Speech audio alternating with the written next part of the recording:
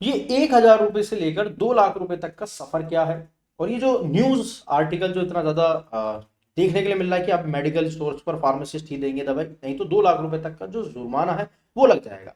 तो क्या है इसकी रियलिटी, क्या है इस पूरे रूल्स के बारे में जो ये न्यूज चल रही है, क्या ये बिल्कुल लेटेस्ट न्यूज है, क्या इसका कोई पुराना सिग्निफिकेंस है। तो आइए जानने की कोशिश करते हैं इस क्लास के अंदर। तो मेरा नाम है शुभम और आप जुड़ चुके हो फार्माटा 24/7 पर। यहाँ पर हम आपकी तैयारी कराते हैं भाई MCRE, RRB pharmacist, drug inspector and जितने भी आपके फार्मेसी से रिगार्डिंग एग्जाम्स हैं उन सबकी तैयारी कराने में मैं आपकी पूरी पूरी हेल्प करता हूँ। तो समझने की कोशिश करते हैं क्योंकि हमारे एग्जाम पॉइंट ऑफ व्यू से भी काफी इंपॉर्टेंट टॉपिक हो सकता है इन अवर शेड्यूल्स। ठीक है, तो आइए शुरुआत करते हैं। सबसे पहली बात कि एक लो है ना, जो हमारा फार्मेसी एक्ट लो है दैट इज कॉल्ड 1948 का जो एक्ट है, उसका एक ओरिजिनल लो जो है उसके अंदर एक सेक्शन नंबर 42 है ना। अब जो रजिस्टर फार्मासिस्ट की बात करता है कि भाई जो दवाइयां हैं वो डिस्पेंस जो कर सकता है वो एक फार्मासिस्ट ही कर सकता है, यानी कि जो सेल है वो एक फार्मासिस्ट ही कर सकता है। लेकिन हम जो देखने के लिए मिल रहा है आजकल कि भाई लोग बाग अपने लाइसेंस को जो है वो रेंट पर दे देते हैं, तो जो दूसरे लोग हैं वही इसको डिस्पेंस कर रहे हैं, सेल कर रहे हैं। ये जो पहले था, मतलब 2023 की अगर मैं बात करूं तो 2023 से पहले जो था वो बेसिकली इम्प्रिजमेंट जो यानी कि जो जेल की बात थी वो अप टू 2 इयर्स थी, और जो फाइन था वो 1 से 2 हजार रुपए तक था, यानी कि मिनिमम 1 हजार तक और जो है मैक्सिमम 2 हजार रुपए तक जा रहा था, यानी कि दोनों भी हो सकते थे। बट ये मैं बात कर रहा हूँ 2023 से पहले की, यानी कि 2023 से अगर मैं पहले जाऊं तो ये तब की बात है, ये आज की बात नहीं है जो आज हम इस न्यूज को देख रहे हैं। बिकॉज ये सिरप जो थे, अभी एक मैं सिरप के ऊपर भी पूरी केस स्टडी लेकर आने वाला हूँ, वहां पर उसके बारे में ज्यादा डिटेल में डिस्कशन करेंगे। बट जो अभी ये सिरप की वजह से काफी डेथ्स जो देखने के लिए मिल रही हैं, तो ये इसके बाद ज्यादा न्यूज के अंदर ये उठ रहा है। लेकिन हमारे एग्जाम पॉइंट ऑफ व्यू से और एज अ फार्मासिस्ट हमारे लिए काफी समझना जरूरी हो जाता है कि क्या पूरा का पूरा रूल है। बट 2025 के अंदर जो न्यूज आ रही है, बट ये 2025 की न्यूज नहीं है, ये 2025 की न्यूज नहीं है, ये 2023 में कुछ सिग्निफिकेंस हुआ था, उसको समझने की कोशिश करते हैं। तो बच्चे एक अमेंडमेंट हुआ था जन विश्वास एक्ट 2023, यानी कि जन विश्वास की बात करते हैं, यानी कि जो बेसिकली 2023 के अंदर एक प्रोविजन अमेंडमेंट हुआ था, जहां पर 49th एक्ट के अंदर एक बदलाव हुआ था, जिनमें से एक था फार्मेसी एक्ट 1948 यानी कि 1948। अब ये क्या एक्ट था, आइए इसको थोड़ा सा समझने की कोशिश करते हैं। उससे पहले ये समझता आता हूं मैं आपको कि जन विश्वास एक्ट क्या होता है, मतलब पहले ये तो समझ में आए। तो भारत के अंदर बहुत सारे पुराने कानून थे, यानी कि एक्ट थे, ऐसे में जो छोटी मोटी गलतियां हो जाती थी, यानी कि जिसको हम माइनर ऑफेंसेस कहते हैं, उसके लिए जेल या फिर क्रिमिनल पनिशमेंट दी जाती थी। अगर मैं पुरानी बातें करूं तो बिजनेसमैन को डर लगता था, है ना, लोगों को बिजनेस करने से डर लगता था कि यार अगर इतना कुछ गंभीर हो गया तो कहीं मेरे को जेल ना हो जाए, है ना। ईज ऑफ डूइंग बिजनेस घटता जा रहा था, तो हमको ईज ऑफ डूइंग बिजनेस बढ़ाना था, है ना सर, हमको ease of doing business basically बढ़ाना था। ठीक है, सो इसको बढ़ाने के लिए, दूसरा ब्यूरोक्रेसी को इससे बोझ बढ़ता जा रहा था, तो उसको भी थोड़ा कम करना था, और लोगों को ट्रस्ट यानी कि भरोसा बढ़ाओ, डर भगाओ। तो इसी वजह से जन विश्वास पब्लिक ट्रस्ट एक्ट बनाया गया, जिससे कि लोगों का इसमें भरोसा बढ़ सके। तो जो जन Vishwas amendment of provision act 2023 था, ये अगस्त 2023 के अंदर लागू करा गया। कब करा गया सर, ये 2023 के अंदर लागू करा गया, है ना। और इसके अंदर 49 सेंट्रल एक्ट्स आए, खाली फार्मेसी की बात नहीं हो रही है, खाली फार्मेसी एक्ट की बात नहीं हो रही है, अभी मैं पूरा एक्ट दिखाऊंगा आपको। इसके अंदर 49 सेंट्रल एक्ट्स आते हैं जिसको हमने अमेंड किया, है ना, यानी कि अमेंड मतलब संशोधन किया गया। अब उसके अंदर ही to promote the ease of the doing business, कि भाई लोग बाग जो है डीक्रिमिनलाइजेशन से बच सके, है ना, रैशनलाइज पेनल्टीज से बच सके, है ना। बेसिकली छोटी मोटी गलती के लिए जेल नहीं, बल्कि हम ये कह रहे हैं कि मॉनेटरी पेनल्टीज दे दो, यानी कि जुर्माना लगा दो। तो यानी कि लोग बागों को थोड़ा सा जेल से कम कर कर पेनल्टीज को यानी कि जुर्माने को बढ़ाने का उद्देश्य इस पूरे एक्ट के अंदर बात करी गई। तो इसका जो मुख्य प्रावधान है यानी कि जो मेजर प्रोविजन है दैट इज द डीक्रिमिनलाइजेशन, यानी कि कई एक्ट के अंदर जो ऑफेंसेस थे, जैसे कि छोटी मोटी गलतियों से, यानी कि फॉर्म गलत भरा गया, लाइसेंस लेट रिन्यू कराया, उन्हें क्रिमिनल ऑफेंसेस नहीं माना जाए, जेल या फिर सजा हटाकर उस पर पेनल्टीज या फिर फाइन दे दो, बस इतनी सी बात है।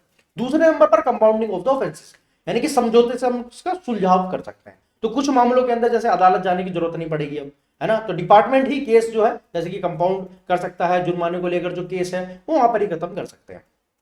तीसरे नंबर पर ये increase in the monetary penalties की बात करता है, जैसे कि पहले 1,000 किसी पर पेनल्टी होती थी तो उसको 500 कर दिया गया। ठीक है, फिर उसके बाद जो पुरानी इकोनॉमी के हिसाब से 100-500 रुपए बहुत ज्यादा होते थे, बट आज की तारीख के अंदर इन्फ्लेशन इतनी ज्यादा बढ़ चुकी है, तो उसके हिसाब से इसको रिवाइज करने के लिए भी हम यहाँ पर बात करें तो पेनल्टी हर 3 साल में ऑटोमेटिकली इंक्रीज होगी based on the inflation index, ये भी इसी के अंदर कहा गया, ठीक है।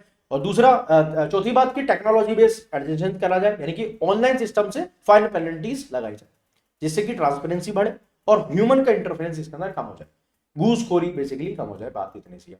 सो हम जो बात कर रहे हैं कि लो जो ये था जिसके अंदर 49 सेंट्रल एक्ट आते हैं, उसके अंदर एक फार्मा, ऐसे तो इंडस्ट्री है, बॉयलर एक्ट है, हेल्थ एंड फार्मा के अंदर ड्रग एंड कॉस्मेटिक 1940, इन्वायरमेंट के अंदर again environment protection act 1986, legal metrology act इसके अंदर आता है, ट्रांसपोर्ट एक्ट इसी के अंदर आता है, ट्रेड एग्रीकल्चर एंड फूड की भी इसी में बात होती है। बट जिसकी आज हम बात कर रहे हैं that is the pharmacy act. तो विश्वास से व्यवहार यानी कि जन विश्वास एक्ट की हम बात कर रहे हैं, यानी कि बिजनेस एंड सिटीजंस दोनों के लिए ट्रस्ट बिल्डिंग लो ये था, जिसके अंदर ये पूरा का पूरा संशोधन करा गया था सेक्शन नंबर 42 के अंदर। अब मैं तुम्हें सबसे पहले सेक्शन नंबर 42 जन विश्वास अमेंडमेंट एक्ट दिखा देता हूं, जिससे बेसिकली है क्या, है ना, जिससे कि अभी बेसिकली आपको पूरा का पूरा क्लियर हो जाए कि ये है क्या। तो भारत का राजपथ, the gazette of the India, है ना, the gazette of the India, that is the thing, जो कि ये पूरा पूरा एक्ट है ministry of law and justice, again Jan Vishwas amendment of provision act 2023, इसी के अंदर अपना एक्ट आता है, ठीक है। अगर मैं बात करूं नीचे की तरफ चलूं तो इसी के अंदर हमारा वाला एक्ट आता है, देखो इंडियन पोस्टल एक्ट आ गया, बॉयलर एक्ट इसी के अंदर है, ठीक है, एग्रीकल्चर एक्ट इसी के अंदर है, ठीक है। इसी तरीके से हमारा जो फार्मेसी एक्ट है वो भी इसी के अंदर आता है, जिसके अंदर ही संशोधन हुआ था। तो ड्रग एंड कॉस्मेटिक एक्ट 1940 इसी के अंतर्गत आता है, जिसके अंदर ये सब कुछ ऐड करा गया था, ठीक है। तो आइए इसको थोड़ा सा एक्सप्लेन करते हैं। द फार्मेसी एक्ट 1948, जिसके अंदर मैं बिल्कुल आपको लास्ट में पूरा का पूरा दिखा भी देता हूँ, वैसे तो ये हमारी स्लाइड्स में है बट फिर भी एक ऑथेंटिक डाटा आपको दिखाने की पूरी पूरी कोशिश मैं कर रहा हूँ।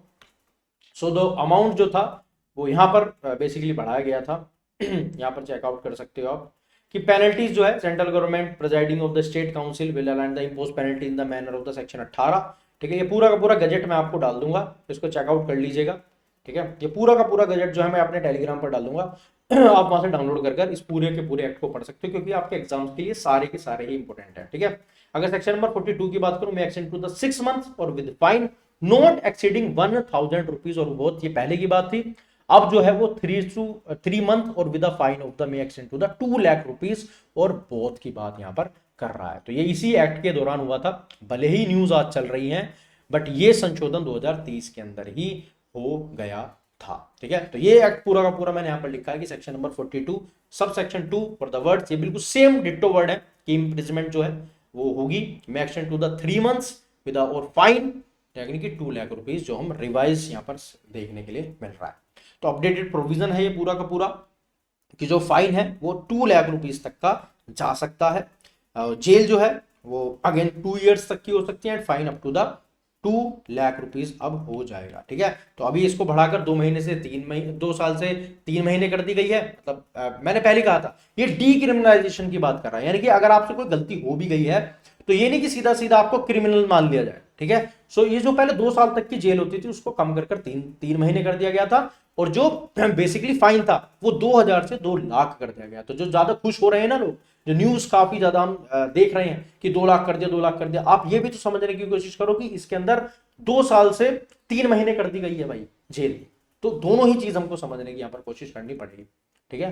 पर्पस क्या था, अगेन क्रिमिनल पेनल्टी जो थी उसको हम रैशनलाइज और प्रोपोर्शनेट पेनल्टी की बात कर रहे थे। तो खाली ये मत सोचकर खुश हुआ करिए कि ये हो गया, उसकी गहराइयों में जाने की कोशिश करा करिए कि बेसिकली बात क्या। तो सजा घटाई गई है लेकिन फाइन बढ़ाया गया, क्योंकि हमको ईज ऑफ डूइंग बिजनेस को यहाँ पर बढ़ावा देना, ठीक है। सो ऐसा मत सोचिए कि खाली आपके लिए कोई बहुत अच्छी न्यूज है।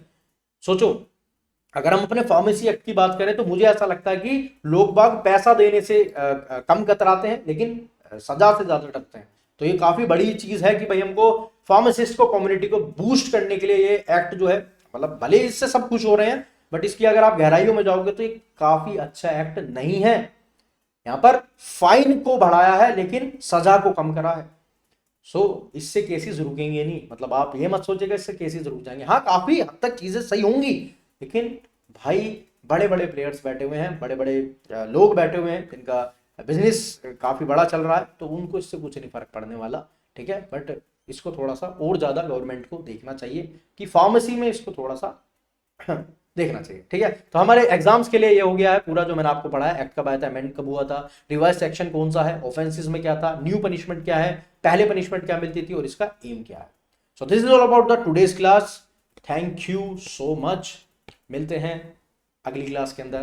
क्लास कैसी लगी कमेंट सेक्शन में जरूर बताइएगा और इससे नोट जरूर बना लेना, आपको एक क्वेश्चन जरूर देखने के लिए मिलेगा। अगली बार मैं जो पूरा सिरप की केस स्टडी है उसको जल्दी आप लोगों के बीच में लेकर आने वाला हूं। मिलते अगली वीडियो में, तब तक के लिए जय हिंद, वंदे मातरम, जय Bharat, good night, bye bye बच्चों।